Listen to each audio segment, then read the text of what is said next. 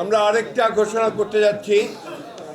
আজকে আমাদের সঙ্গে যারা যুগপৎ আন্দোলন করেছিলেন তাদের সঙ্গে দীর্ঘ আলোচনার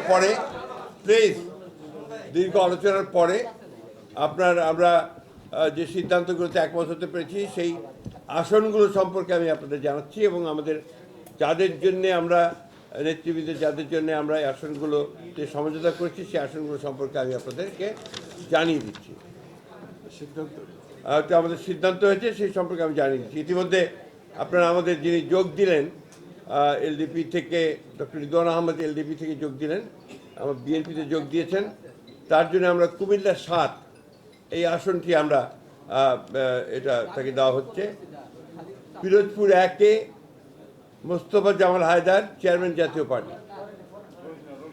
Narail 2 doctor Fariduzzaman Farhad, chairman NPP.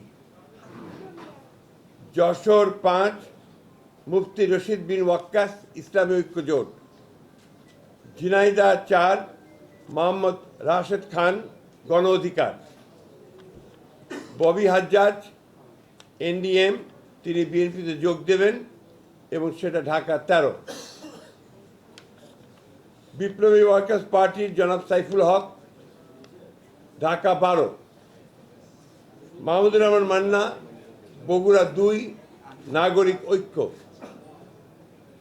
Nurul হক নূর, গণ অধিকার, পটুয়াখালী 3। ব্রাহ্মণবাড়িয়া 6 মোহাম্মদ জুনায়েদ আব্দুর রহিম সাকি, গণসংহতি আন্দোলন। এটা আমরা ঘোষণা করলাম, এরপরেও আলোচনা চলবে। তারপরে যদি আরও কোনো সিদ্ধান্ত হয় সেই সিদ্ধান্ত আবার পরবর্তীতে আমি আপনাদেরকে জানাবো। ধন্যবাদ।